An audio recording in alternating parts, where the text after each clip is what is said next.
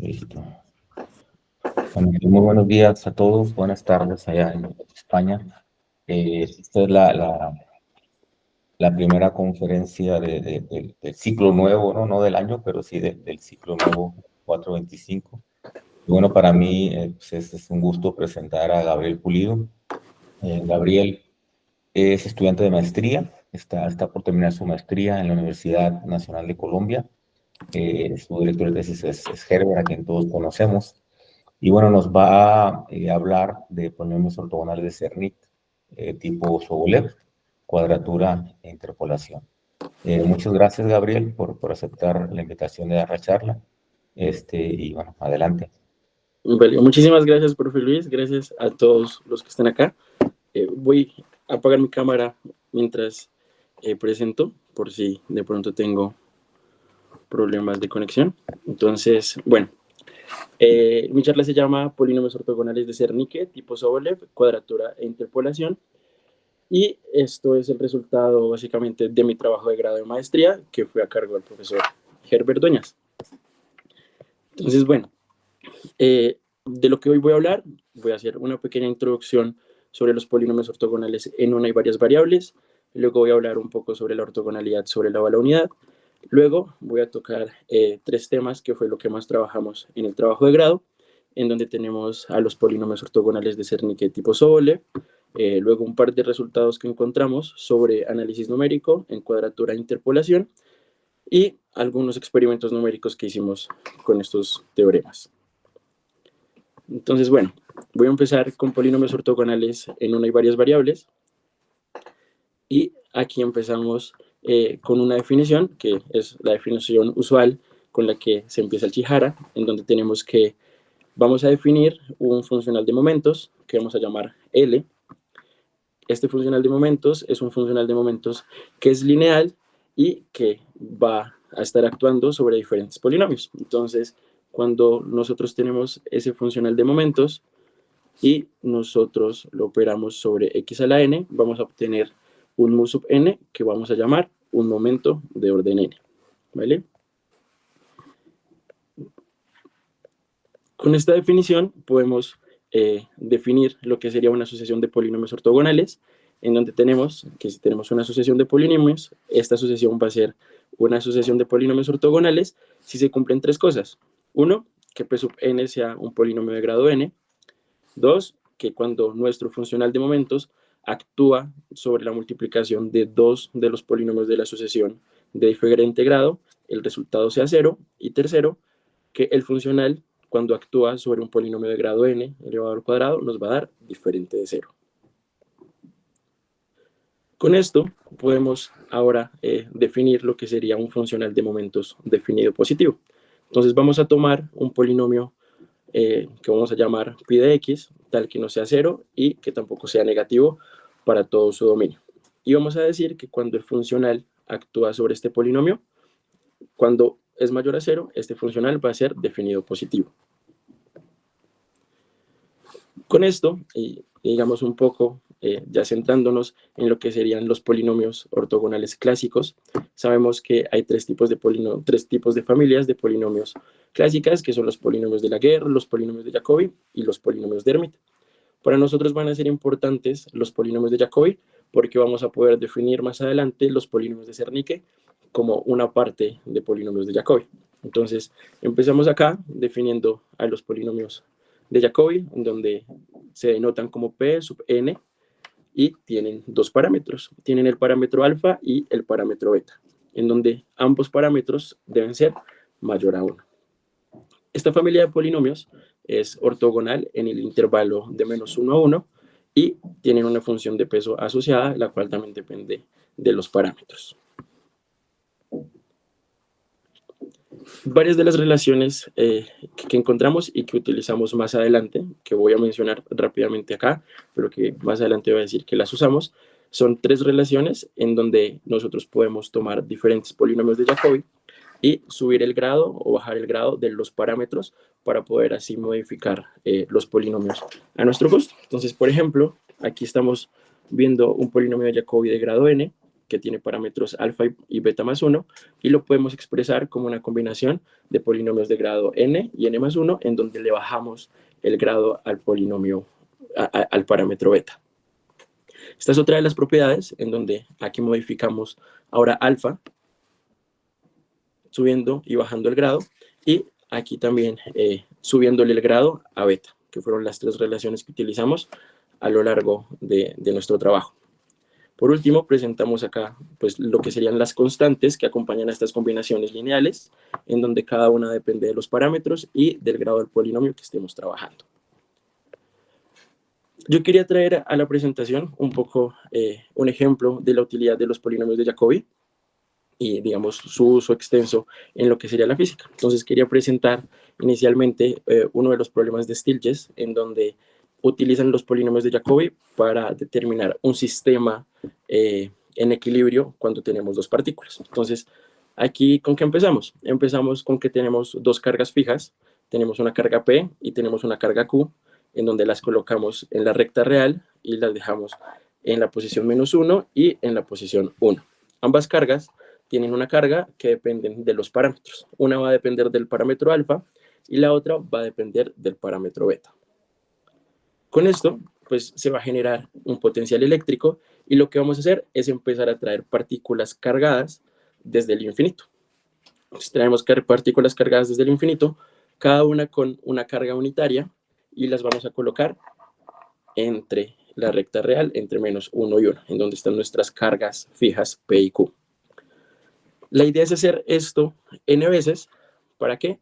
Para encontrar que vamos a tener una energía total en el sistema que va a depender de una parte logarítmica. Entonces vamos a tener un potencial logarítmico asociado a este sistema electrostático. Stieltjes lo que demostró es que cuando cogemos las n partículas, si las colocamos en las posiciones de los ceros del polinomio de grado n de Jacobi con parámetros alfa y beta, que es de lo que dependen las cargas fijas P y Q, vamos a tener un sistema en equilibrio. Entonces, este es uno de los grandes usos de los polinomios de Jacobi, por ejemplo, en los cuales nosotros vamos a enfocarnos un poco más adelante. Ahora, cuando pasamos a lo que son los polinomios ortogonales en varias variables, tenemos que iniciar definiendo un par de cosas. Entonces vamos a iniciar definiendo qué sería alfa, que sería una d-dupla de números naturales, y a x, que va a ser un vector que tiene nuestras d variables.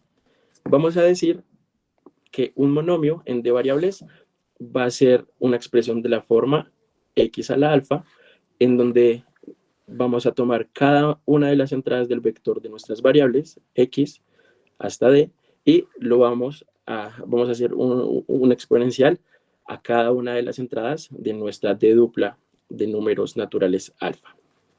Y aquí vamos a decir que el grado total va a ser tomar la suma de cada uno de los alfas, y ese sería nuestro grado total de nuestro monomio. Ahora, vamos a decir que en general, pues una combinación lineal de estos monomios va a ser un polinomio en d variables. ¿En dónde estamos? ¿En qué? En algún cuerpo K.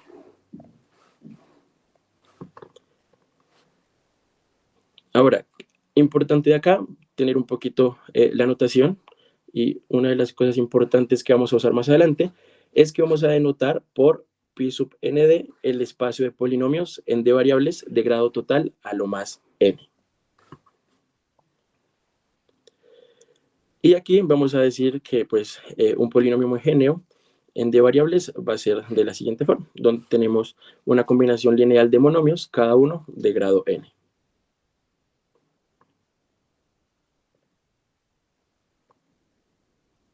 Listo. Como ejemplo, quería traer un poco aquí un ejemplo en donde tenemos dos variables y queremos ver cómo sería un polinomio de grado 3. Entonces, una de las diferencias con una variable es que aquí tenemos una base, en donde tenemos una base con 4 elementos. x1 elevado a la 2 por x2, x1, x2 a la 2, x1 a la 3 y x2 a la 3.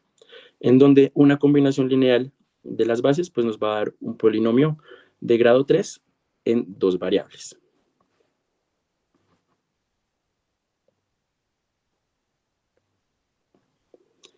Ahora, otra de las principales diferencias que se encuentran con la ortogonalidad en una variable y en varias variables es cuando nosotros queremos hablar del orden de los polinomios. En general, en una variable nosotros tenemos un orden natural, el cual se puede dar como 1, x a la 2, x a la 3, etcétera. Pero en varias variables este orden en general pues no es tan natural. Sin embargo, en la literatura y en diversos trabajos, uno de los órdenes que se definen y que se trabajan a lo largo de los polinomios ortogonales es el orden lexicográfico. ¿Aquí qué tenemos? Aquí lo que tenemos es que vamos a tener a alfa y a beta, que van a ser de duplas, ¿sí? Que básicamente tienen entradas de números naturales que van a determinar el grado de mi monomio. Y voy a decir que alfa va a ser mayor lexicográficamente que beta si la primera entrada distinta de cero en la diferencia entre estas dos de duplas va a ser positiva. Entonces, como ejemplo, traje a este número alfa y a este beta, que son de duplas de 3 entradas cada una, en donde alfa me va a definir un monomio de grado 4 y beta me va a definir un monomio de grado 9. Cuando nosotros hacemos la resta de alfa y beta, vemos que alfa va a ser mayor lexicográficamente que beta. ¿Por qué? Porque la primera entrada, diferente de cero, se da en esta resta, en alfa y beta.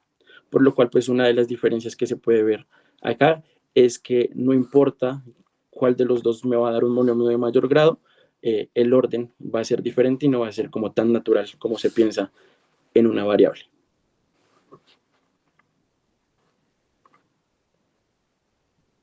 Ahora, aquí voy a definir un poco lo que es la ortogonalidad en varias variables. Entonces, iniciamos con una forma bilineal que va a ser un producto interno definido sobre pi d, que es el espacio de los polinomios entre variables.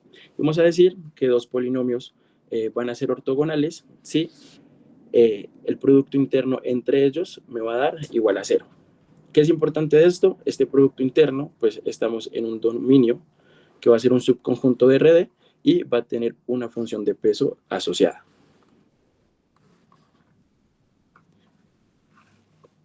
Y otra parte de notación importante es que vamos a denotar como V sub nd al espacio de los polinomios ortogonales de grado exactamente n por eso, por B sub nd, ¿vale? Entonces, ahora voy a explicar brevemente lo que serían los polinomios tipo Sobolev. Entonces, inicialmente, cuando nosotros trabajamos en una variable, tenemos un producto interno. Este producto interno le corresponde una medida de Borel no negativa y estamos bajo un dominio D. Cuando nosotros agregamos perturbaciones a este producto interno, que estas perturbaciones se van a ver en forma como derivadas, calcular también en ciertos puntos específicos nuestras funciones, vamos a decir que tenemos un producto interno tipo Sobolev, ¿vale? Este producto interno tipo Sobolev pues tiene la parte de nuestra ortogonalidad normal en una variable y le agregamos perturbaciones en forma de derivadas de cierto tipo o de masas puntuales.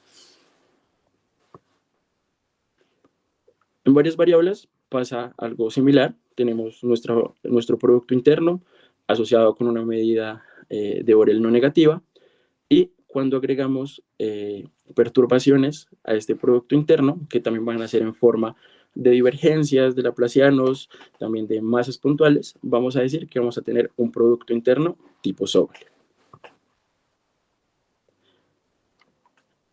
Ahora, pasando a la ortogonalidad sobre la bola unidad, aquí vamos a trabajar con polinomios en varias variables, pero nos vamos a restringir a la bola unidad. Entonces, primero inicio definiendo el espacio. Vamos a trabajar en un espacio euclidiano d-dimensional, en donde tenemos nuestro producto interno y nuestra norma asociada común. Y vamos a denotar a la esfera unidad como S de menos 1 y a la bola unidad como B y D.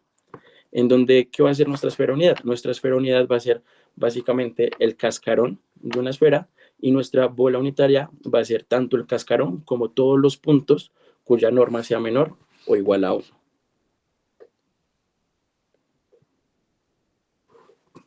Ahora bien, con esto vamos a decir que el espacio lineal de los polinomios armónicos van a ser los polinomios que vayan a cumplir la ecuación de Laplace, la cual pues también es muy usada en física, sobre todo en la solución del átomo de hidrógeno y en problemas de electrodinámica. Y más concretamente, vamos a definir a los armónicos esféricos como la restricción de los elementos que cumplen la ecuación de Laplace, pero que estamos restringidos a la esfera. Aquí vamos a trabajar con los polinomios de Zernike en dos dimensiones, entonces traemos la base de los armónicos esféricos en dos dimensiones, en donde esta base, ¿qué es? Esta base básicamente van a ser una parte radial y una parte angular, donde la parte radial es r a la n, donde n es el grado de los armónicos esféricos que estoy trabajando, y una va a tener una parte con coseno y la otra parte con seno. Lo cual, pues digamos que nos involucra un poco también a pensar la base de los armónicos esféricos como polinomios de Chebyshev de primera y de segunda especie, que también los podemos representar de esa forma. Las dos partes de la base para dos dimensiones en armónicos esféricos. Ahora, teniendo ya esto en mente, que es lo que vamos a trabajar con los polinomios de Jacobi y con los armónicos esféricos. Pues con esto vamos a decir que vamos a tomar a los polinomios ortogonales clásicos sobre la bola unidad. ¿Y quiénes van a ser los polinomios ortogonales clásicos sobre la bola unidad? Van a ser los polinomios ortogonales que van a tener una función de peso asociado de esta forma. 1 menos la norma de x al cuadrado y todo elevado a la mu, en donde mu va a ser un número mayor a menos 1. ¿Qué es importante de esta función de peso? Que es invariante rotacionalmente. ¿Por qué? Por lo que depende solamente de la norma de x. Esto va a tener pues un producto interno asociado que vamos a llamarlo y vamos a anotarlo con mu, acá, nuestro producto interno asociado a los polinomios ortogonales clásicos sobre la bola unidad. Y para este tipo de polinomios ortogonales existe un resultado muy importante en donde se destaca cuál va a ser la base de estos polinomios, que son ortogonales bajo esta función de peso. Entonces, lo que encontramos es que la base de estos polinomios básicamente va a contener una parte que son los polinomios de Jacobi, que tienen parámetros mu y tiene otro parámetro que depende de la dimensión en la que estemos trabajando. Y va a tener otra parte en donde vamos a trabajar a los polinomios que son los armónicos esféricos.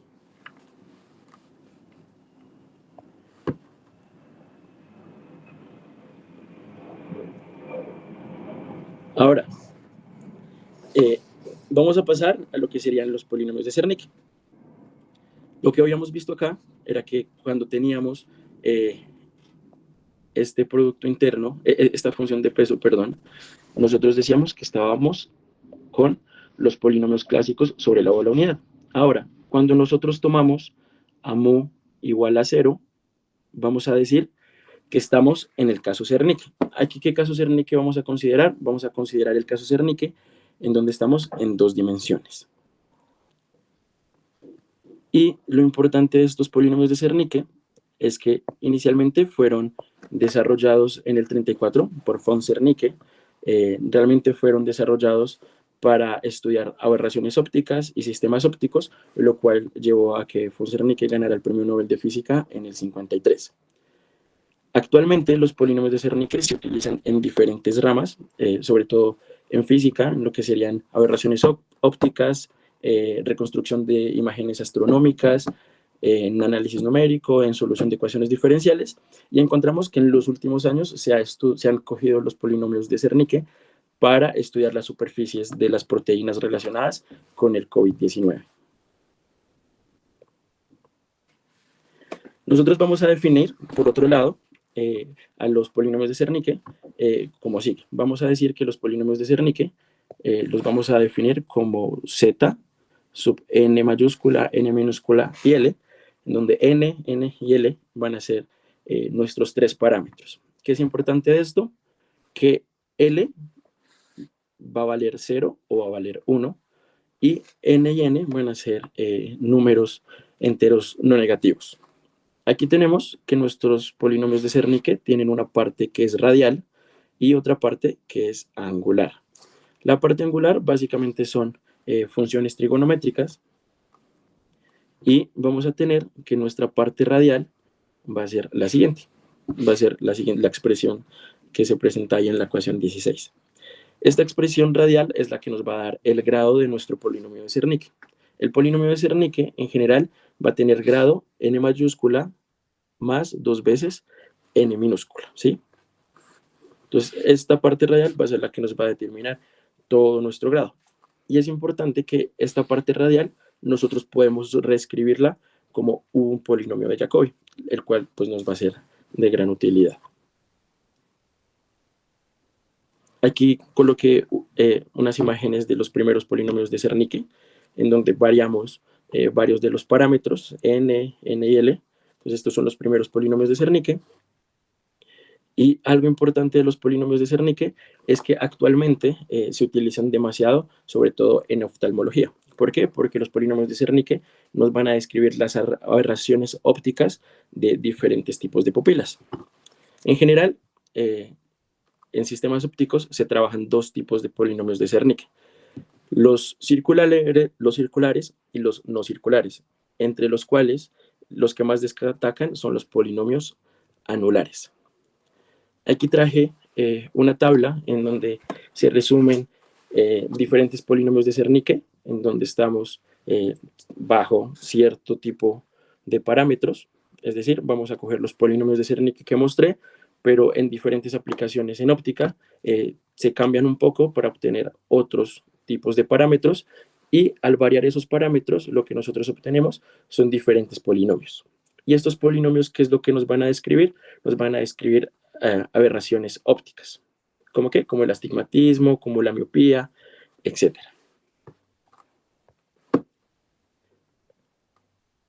Aquí traje una imagen en donde podemos ver cierto tipo de polinomios que no son circulares. Entonces tenemos una pupila anular y también tenemos una pupila cuadrada. En la pupila anular lo que tenemos es que tenemos una obstrucción en el origen con cierto radio, y la importancia de las pupilas anulares es que así es como trabajan diferentes telescopios actualmente. Por ejemplo, el telescopio Hubble es una pupila anular.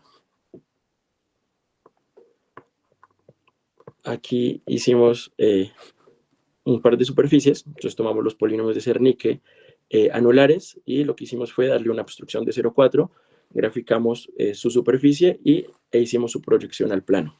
Aquí trabajamos con una obstrucción de 0,4. Ahora, un poco de lo que nosotros hicimos fue trabajar con polinomios ortogonales de Zernike, pero tipo Sobolev. Encontramos en la literatura varios trabajos en donde se tenían diferentes polinomios sobre la bola unidad, tipo Sobolev, y lo que nosotros hicimos fue centrarnos en el caso en donde tomábamos a mu igual a 0, donde ya estábamos en el caso Zernike, y también tomábamos d igual a 2 para bajarlo a 2 dimensiones. Uno de los primeros polinomios ortogonales que tomamos fue este, que fue introducido por Yuan Shu en el 2008. Lo que hicimos fue bajarlo a 2 dimensiones, traerlo a mu igual a 0, y este fue el resultado del producto interno cuando ya lo dejamos en 2 dimensiones. ¿Qué es importante de este producto interno? Lo que encontramos y las referencias que habían en el artículo es que este producto interno se relaciona mucho con aberraciones ópticas, sobre todo en la construcción de máquinas de pulido y de sistemas ópticos. En este artículo está desarrollada una base asociada a este producto interno, y lo que hicimos aquí igualmente fue tomar el teorema, bajarlo a 2 dimensiones y bajarlo a mu igual a 0, en donde igualmente tenemos que una parte van a ser los polinomios de Jacobi y otra parte van a ser los armónicos esféricos. ¿Qué hicimos con esto? Tomamos esta base y, usando muchas propiedades de los polinomios de Jacobi, como las que mencioné al principio, logramos reescribir los polinomios de este producto interno tipo Sobolev como básicamente combinaciones lineales de los polinomios de Zernike sin perturbar. Entonces, en lugar de escribirlos de esa forma, lo que hicimos fue reescribirlos como la parte radial de Zernike original que teníamos y unas partes trigonométricas que las podríamos escribir como la parte angular de Zernike. ¿Sí? Una cosa que nos preguntamos al principio y que queríamos ver qué tanto impacto tenía, pero pues aún estamos estudiando y viendo qué se puede hacer, es cómo la modificación de estos productos internos tiene algún tipo de explicación en física, por ejemplo, en las aberraciones ópticas, ¿sí? Y cómo cambian pues nuestras soluciones, que ahora van a ser combinaciones lineales de polinomios de Zernike originales con cierto grado.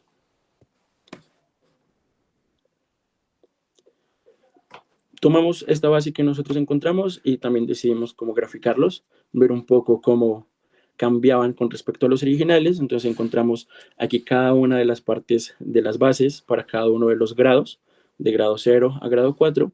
Y lo que hicimos fue hacer combinaciones lineales con estos polinomios y graficar los polinomios de Zernike tipo Sobolev para el primer producto interno. Aquí tenemos 3 superficies, que son las superficies para el grado 2, el grado 3 y el grado 4.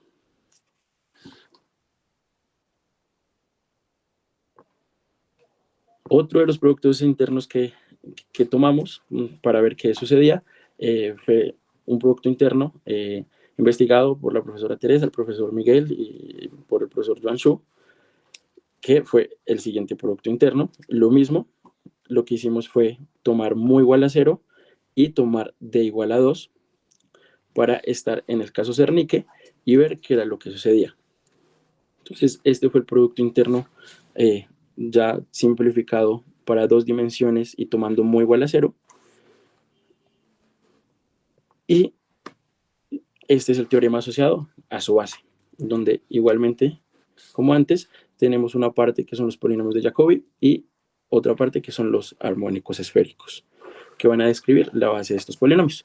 Aquí también se encuentran sus relaciones de ortogonalidad, pero nosotros no miramos mucho eso en general. Y lo que hicimos fue, otra vez, usar un par de propiedades de los polinomios de Jacobi. ¿Para qué? Para poder reescribir estas bases como combinaciones lineales de los polinomios de Zernike originales y sus partes angulares trigonométricas. Con esto, igual que para el primer producto interno, lo que hicimos fue desarrollar explícitamente quiénes eran los elementos de la base para cada uno de los grados de 0 a 4 y también graficamos cada una de las superficies de grado 2, grado 3 y grado 4, que son las siguientes.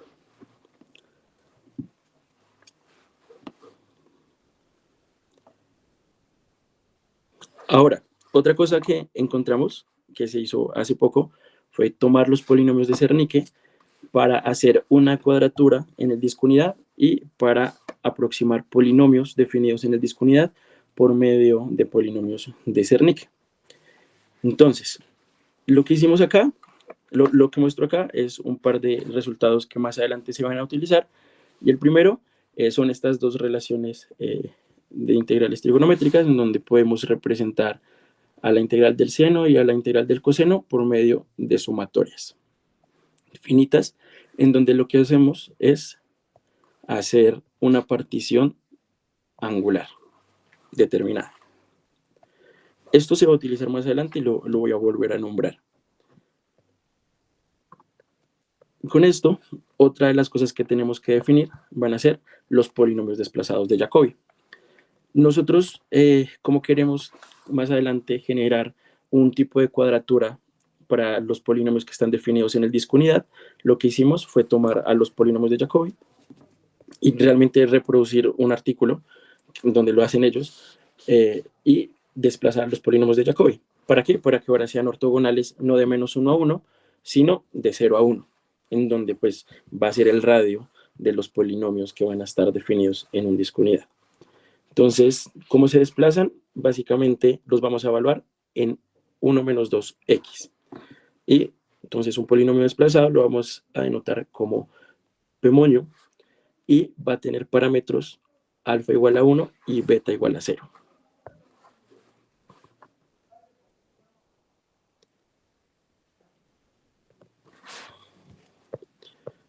Bueno, con esto vamos a definir ahora sí lo que es una cuadratura gaussiana.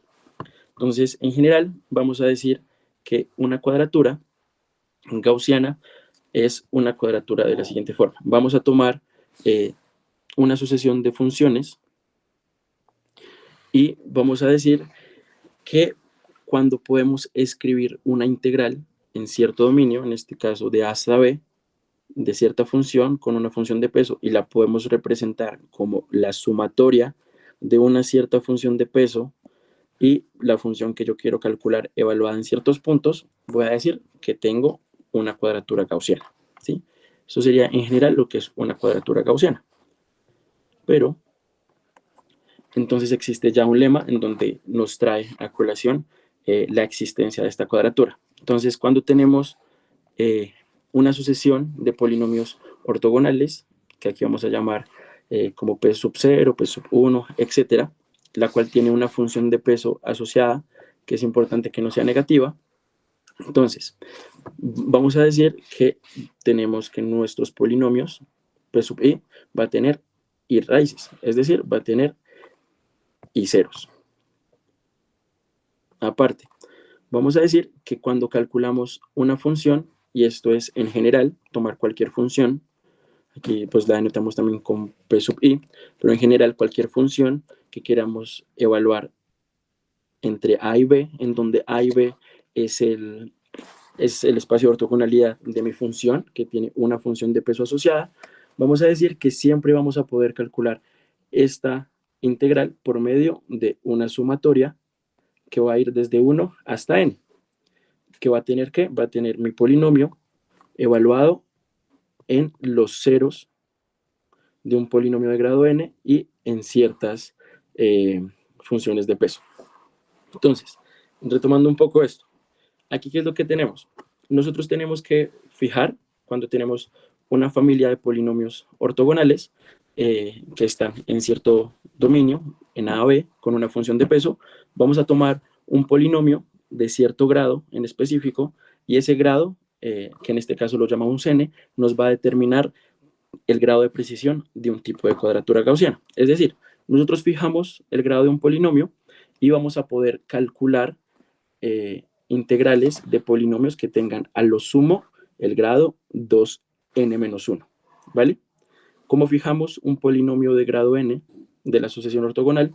Este polinomio va a tener n raíces, que esas n raíces son las que denotamos acá como xk. Entonces vamos a calcular nuestros polinomios en esas raíces y vamos a tener otra parte que van a ser funciones de peso que también van a depender de los polinomios, de la asociación de polinomios ortogonales de grado n.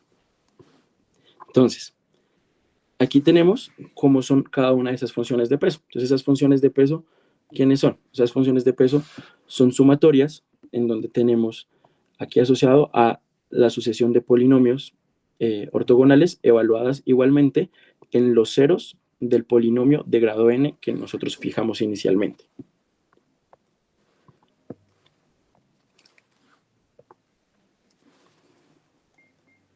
Listo. Como ejemplo, vamos a hacer una cuadratura gaussiana de tipo Legendre, en donde estos polinomios están definidos en el intervalo -1 a 1.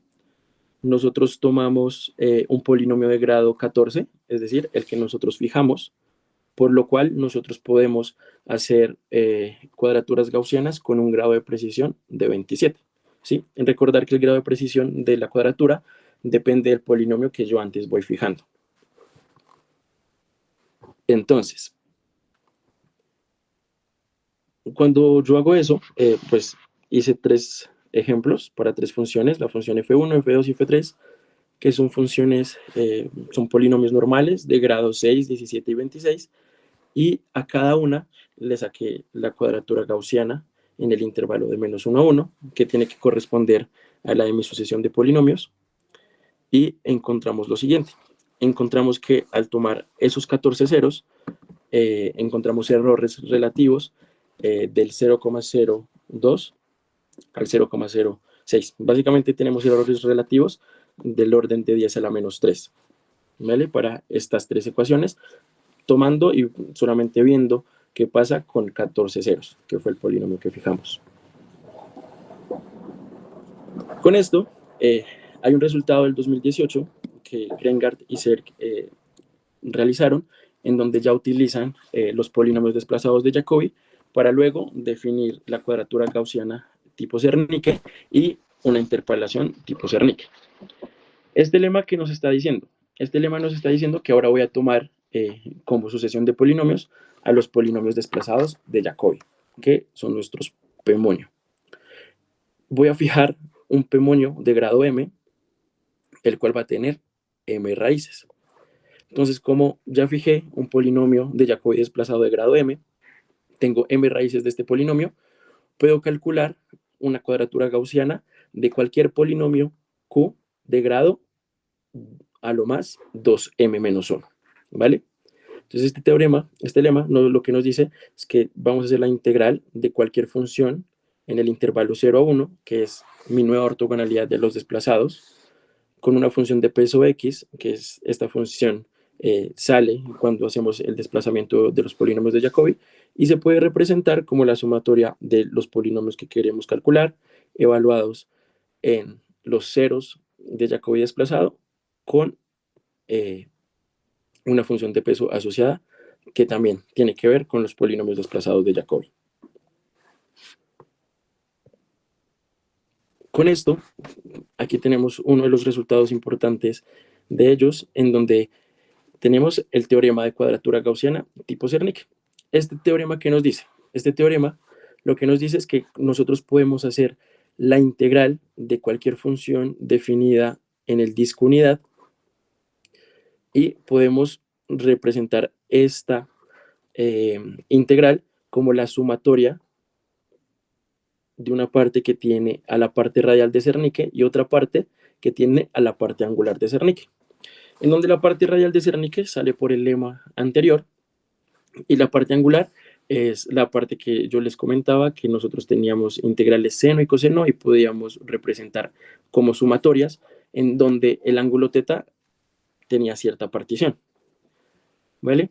Entonces aquí, igual que antes, nosotros fijamos un polinomio de grado m, y al fijar nosotros este polinomio de grado m, vamos a tener m nodos en la parte radial y nos van a salir el doble de nodos en la parte angular.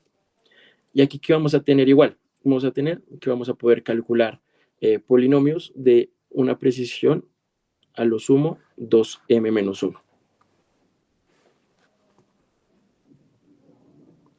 La parte de interpolación también se utiliza con estas relaciones que acabamos de obtener. Y la parte de interpolación es lo siguiente. Vamos a suponer que tenemos una función f, y esta función f está definida en el disco unidad, y suponemos que se puede representar como combinaciones lineales de polinomios de Zernike. Entonces, lo que nos habla este teorema es cómo encontrar las constantes que acompañan a estos polinomios de Zernike.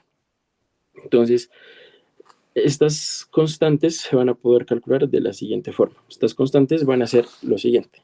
Va a ser la ecuación 39, en donde va a depender de quién. Va a depender de los polinomios radiales de Jacobi, va a depender de los polinomios angulares de Jacobi, la parte angular, y va a depender de la función que yo quiero expresar como combinación lineal de Zernike, evaluadas en los ceros de un polinomio de grado m, desplazado de Jacobi, y en cierta partición de la parte angular de θ, que va a estar definida por esta expresión que estoy marcando en azul. ¿Vale? Aquí también que tenemos una parte angular, que esa parte angular, igual que antes, va a estar determinada por los polinomios desplazados de Jacobi, evaluadas en los ceros de los polinomios desplazados. Entonces, con esto, lo que hicimos en general fue realizar varios experimentos numéricos, tanto con la cuadratura como con la interpolación, e iniciamos obteniendo primero los ceros de los polinomios desplazados de Jacobi. Entonces, todo lo trabajamos en Python, realmente usamos el entorno de trabajo de Sage-Matzel. Y aquí, por ejemplo, presento lo que sería un polinomio desplazado de Jacobi, sus 20 ceros que están marcados en rojo, los cuales obtuvimos y con los cuales hicimos la cuadratura. La cuadratura la hicimos para 4 funciones, son estas 4 funciones, en donde tenemos una función primera que solamente es radial, otra función que tiene una parte radial y angular, otra función que es la multiplicación de 2 polinomios de Legendre de grado 1 y grado 3, y una última función un poco más grande también con funciones trigonométricas y funciones radiales. Para estas 4 funciones hicimos la cuadratura, pero voy a ilustrar cómo se obtiene la cuadratura para la tercera función, tomando a mi polinomio fijo de grado m, ¿sí? Entonces, lo primero que yo hago es fijar un polinomio, que es con el que voy a trabajar y del cual voy a obtener los ceros, que más adelante voy a calcular en ciertas partes. Entonces, esta función f3 está definida sobre la bola unidad, quiero calcular su integral, y lo que sé es que la voy a poder calcular como una parte radial y una parte angular. En donde la parte radial, ¿qué es? La parte radial es una combinación en donde tengo los 20 ceros, donde tengo 20 nodos, perdón, y estos nodos corresponden a los ceros del polinomio de Jacobi desplazado de grado 20. Y aparte también tengo una partición que es el doble de los nodos de la parte radial. Entonces, como esta es una resta de funciones, entonces por eso tengo aquí 2 partes. Bueno, esto se hacen las cuentas, como se presentan acá, y demás. Y aquí tenemos también lo que sería la función de peso, igual que la mostré antes. Y estos fueron los resultados que obtuvimos. Nosotros trabajamos para las 4 funciones con 5 nodos radiales, 10 y 20, por lo cual vamos a tener asociados 10 angulares, 20 angulares y 40 angulares. ¿Qué hicimos? Hicimos la integral exacta y aparte calculamos su cuadratura. Para estos 3 tipos de combinaciones de nodos encontramos errores relativos del 0% para 5 y 10 nodos y un error relativo del orden de 10 a la menos 11 para una cantidad de nodos de 20.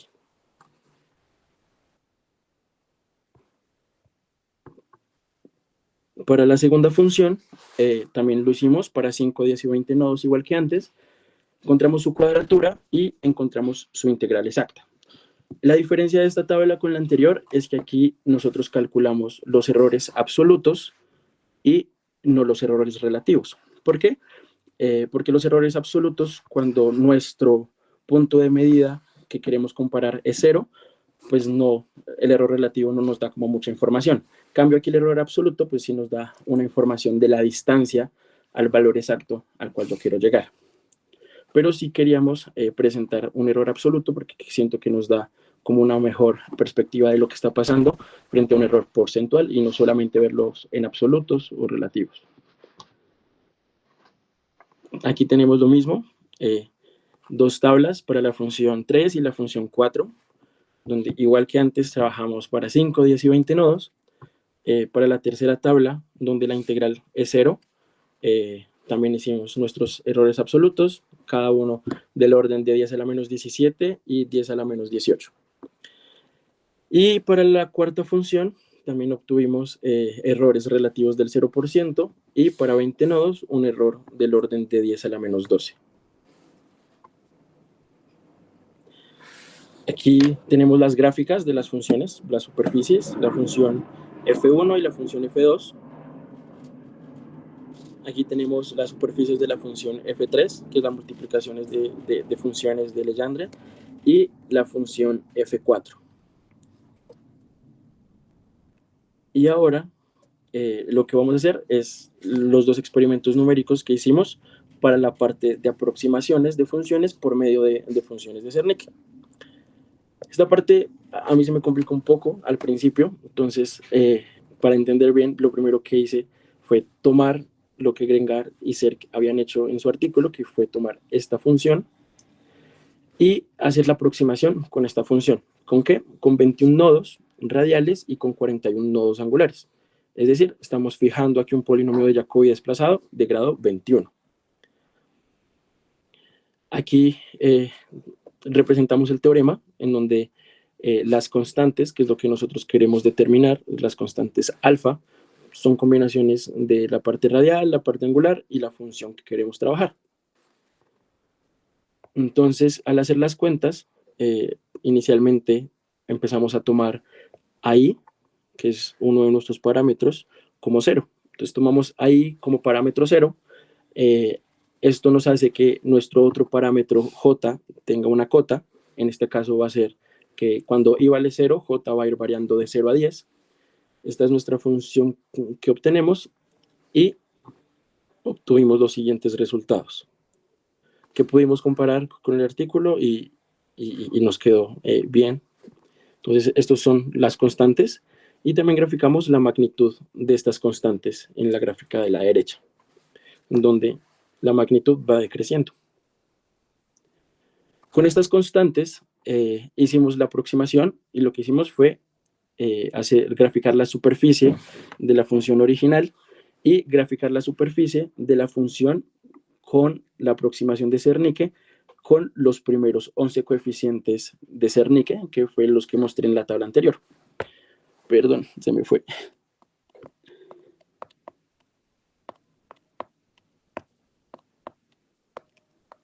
Acá yo.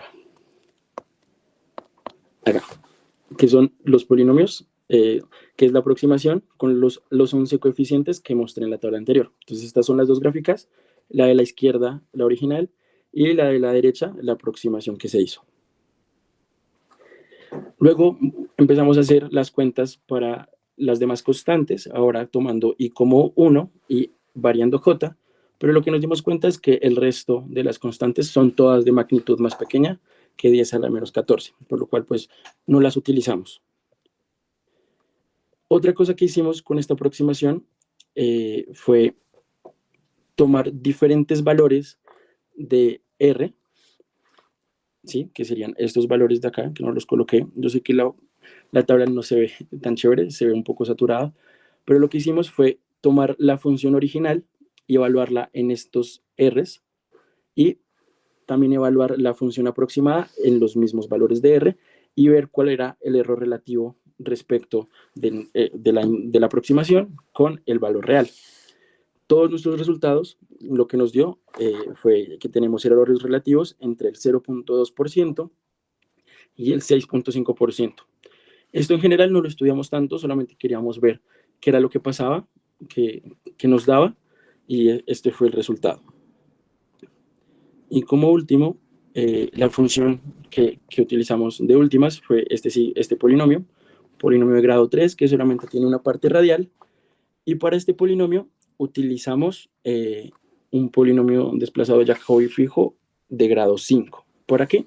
Para poder calcular todas las constantes de una mejor forma y obtener el resultado con esta aproximación. Entonces, con esto tenemos 5 nodos radiales y 9 nodos angulares.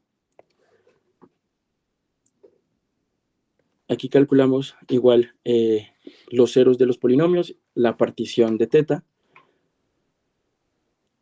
Aquí está cómo sería el proceso para poder encontrar nuestras constantes alfa. Solamente lo hicimos para el caso de coseno, es decir, tomando L igual a 1. Y aquí obtuvimos todas las constantes de la aproximación de precisión 9, ¿no? La precisión es 2m-1 y habíamos tomado m igual a 5. Entonces, estas son todas las constantes que encontramos para esa función, para hacer la aproximación. Y igual que antes, aquí tenemos a la izquierda la gráfica de nuestra función original y a la derecha tenemos la gráfica de la función aproximada con los coeficientes que encontramos en la interpolación. Y por último, igual que para la primera función, evaluamos la función en 5 valores de R. Calculamos la función en estos valores de R, tenemos el valor exacto y el valor con la interpolación, en donde encontramos errores del 0.1% al 4.16%. Esto fue todo. Estas fueron las referencias que utilizamos y muchas gracias. Bueno, muchas gracias, Gabriel. ¿Alguien tiene alguna pregunta?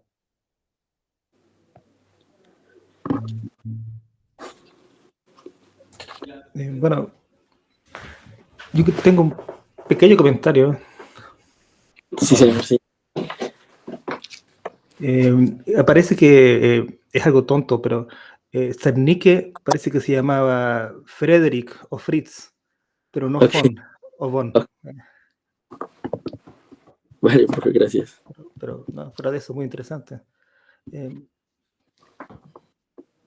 Y hay otra cosa, quizás, ¿nos puedes recordar en estas cuadraturas cuántas evaluaciones necesitas para obtener cuánta precisión? A ver,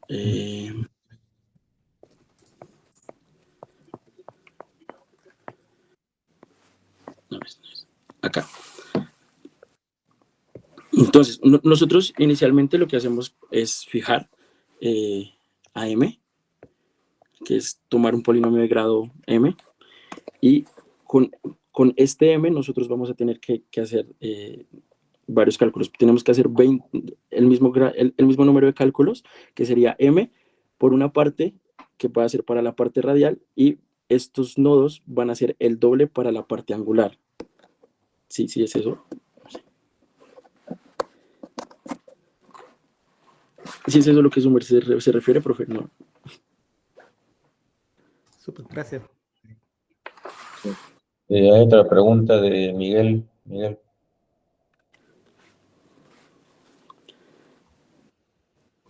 ¿Me escuchas? Sí, ahora además. Se me escucha y se me ve. Bien, yo justo era precisamente sobre esta identidad de aquí. A ver, la parte de la izquierda de esa igualdad no es cero. Señor profe. Sí, profe. Aquí esta parte cero cuando uno lo hace con los polinomios de Zernike. Solamente que ellos en el artículo lo que ellos representan, para ponerlo de forma general, es como este polinomio de Zernike, pero en general es un polinomio de cualquier grado. Vale, sí, para un polinomio cualquiera sería sí, sería una cuadratura, pero para los de Zernike es que esa parte de la izquierda es cero y por tanto está también. Pero la parte de la derecha es cero, seguro. Sí, pues nosotros lo trabajamos con el profesor, eso nos salió al principio, pero luego nosotros hicimos los experimentos numéricos y cuando lo calculábamos no nos salía el cero. Pero al principio yo sí lo pensé. Es raro. Pero sí debería ser cero por ortogonalidad, dices, ¿no, Miguel? Lo que lo de la izquierda. Claro, ¿no? por la ortogonalidad de los Zernike, esa parte de ahí de la izquierda es cero. Sí, o sea, lo que yo trabajé con esto, básicamente es que aquí lo mencionan como si fueran polinomios de Zernike, ¿sí? Pero ellos lo hacen más como por notación y definir que es cualquier polinomio en el disco unidad. Pero tanto estos polinomios que están aquí como z, como estos r, realmente es de cualquier función. Entonces, voy a bajar un poco lo que yo hice acá. Eso está acá. Entonces, por ejemplo, cuando nosotros queremos hacer esta integral, que tomamos la función 3, aquí está la función 3, que esta no es 0, y esta parte radial no es la parte radial de Zernike, que sí puede confundir por la notación ahí, sino que es la parte radial de la función que yo quiero hacerle la cuadratura. Y luego, otra pregunta quería hacerte sobre la exactitud, creo que es, bueno, ya a partir de la transparencia 66 en adelante. Ok, profe. Acá, esto. Sí, aquí hay una cosa que me llama la atención. Y es, estos son el número...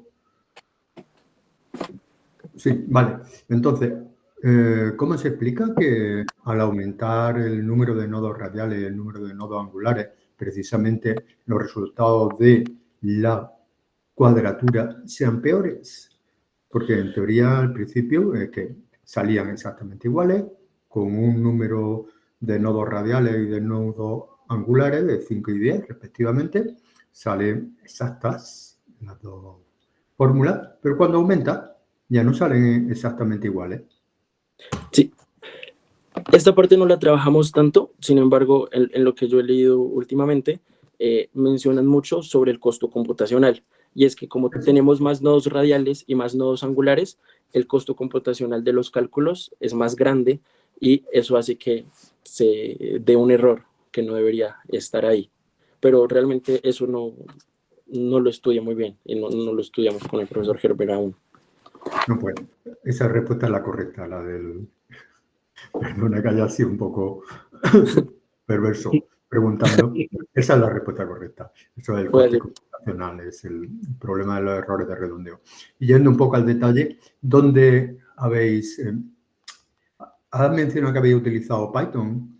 ¿Qué librería de Python en concreto? Spicy. Python, ¿no?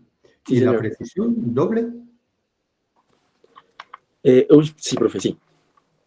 Bueno, eso quiere decir que estos errores aquí de absoluto de 10 elevado a menos 16, eso es la precisión de la máquina, a fin de cuentas. Sí, señor, sí. Luego, más adelante, en las fórmulas de... Sigue hacia adelante. A ver, en las fórmulas, estas fórmulas de aquí. Vale, estos son los mismos resultados al principio del artículo. Sí, señor, sí. Sí. Que por cierto, es un artículo que está, porque lo busqué porque me llamó mucho la atención, pero está en el archive, pero nunca fue publicado en una revista, no sé por qué. Sí, no, lo encontré ahí y lo encontré en la página de Yale también. Sí, sí, en la página del autor en Yale, sí. Pero sí. luego nunca ha sido publicado en una revista ni de física, ni de óptica, ni de matemática. No sé. Sí, yo vi que habían algunas referencias que lo citaban. Hay como 3 artículos que lo citan en trabajos de funciones hiperesferoidales y algo así. Sí. Muy bien. Bueno, ¿puedes ir al otro ejemplo? Claro, profe.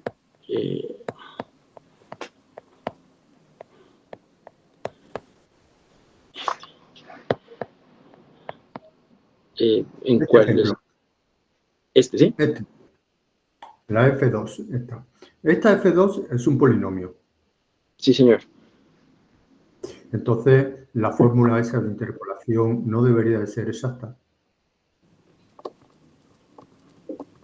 Con la cantidad de nodos radiales y de nodos angulares que has tomado, ya el grado de precisión es alto. Sí, señor, sí. Supera con creces el grado de este polinomio, incluso, bueno, en un grado 3 en R, o sea, en X6 sería un grado 6. Pues no. Tenemos M igual a 5. Sí, señor, sí. No. Si con M igual a 5, entonces esto debería ser hasta el grado 9. No, tengo razón. Vale, debería ser exacta.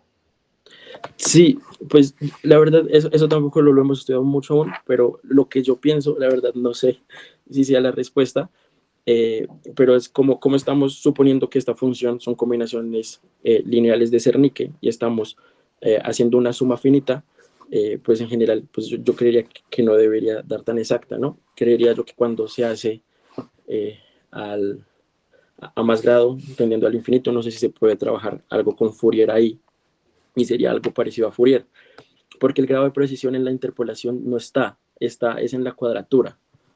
Aquí lo que hacemos es suponer que podemos escribirla como polinomios de Zernike en combinaciones lineales.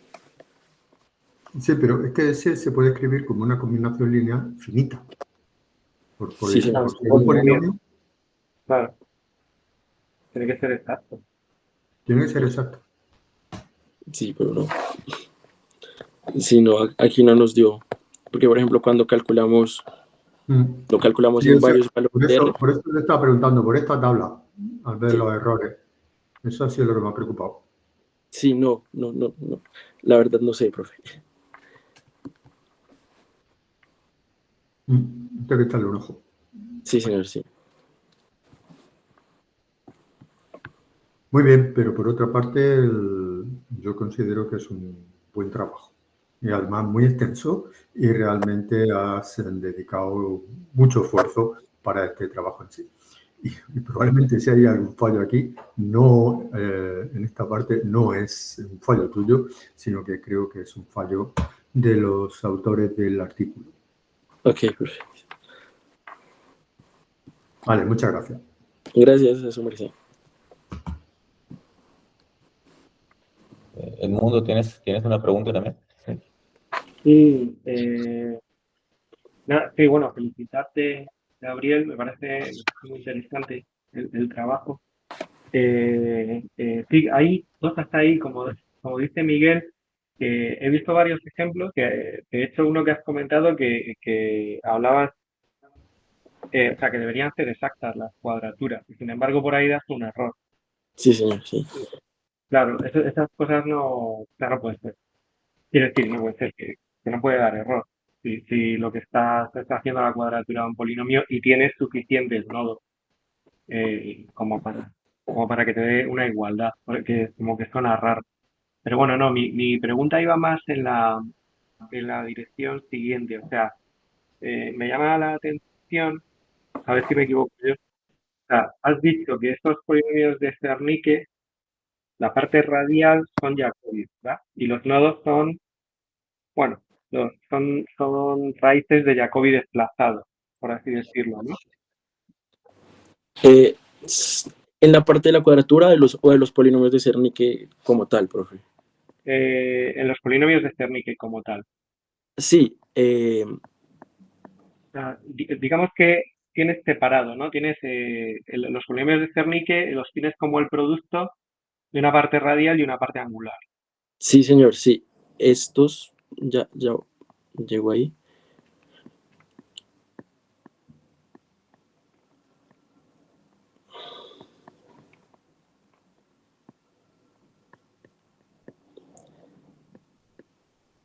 Sí, estas partes radiales. Ujú. A ver, Vale, y los S, como son polinomios de Chebyshev, ¿no? Si no me equivoco, bueno, proporcionales a los polinomios de Chebyshev, son Jacobi también. sí, eso no lo había visto, la verdad, pero estas partes de radial sí se pueden escribir como polinomios de Jacobi. Bueno, Si no, me si no llama la estoy... atención. Sí, no, sí, o sea, imagino que esto es correcto.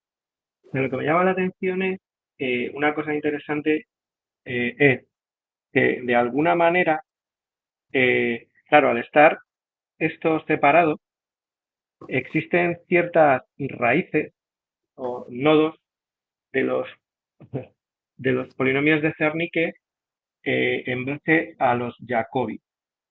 A lo que voy es que al estar separada la parte radial y la parte angular, a lo mejor se podría dar una expresión para un potencial logarítmico separado Oh, en la parte radial y en la parte angular que de alguna manera pudiera, no sé si esto estará hecho, que de alguna manera pudiera explicar la localización de los ceros de los Zernike en base a un potencial logarítmico, pero en dos dimensiones, ¿no? O sea, me llama la atención porque que al final estos Zernike se están explicando en base a los Jacobi, y de los Jacobi, como has comentado, conoces la expresión del potencial electrostático por el cual de alguna manera sus ceros quedan en determinadas posiciones, pues a lo mejor sería una línea de investigación interesante. No sé si esto estará hecho o algo así,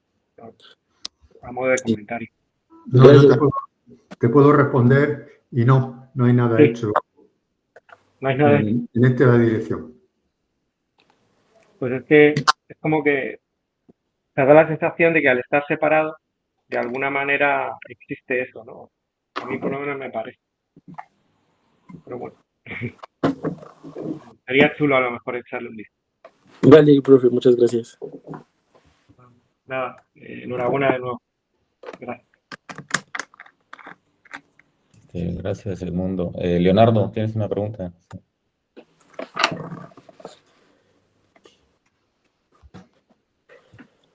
Estás en mute, sí. Ok, primero, perdón por no levantar la mano antes. Llegué y pregunté. Disculpen, por favor. Y lo otro, en la diapositiva 77, esta función f2, puede ser que la explicación de por qué la cuadratura no es exacta es que no es un polinomio respecto a x e y. ¿Ya? ¿Cuál es F2? Aquí, página 77. ¿Esta, profe? Claro. Ah, bien.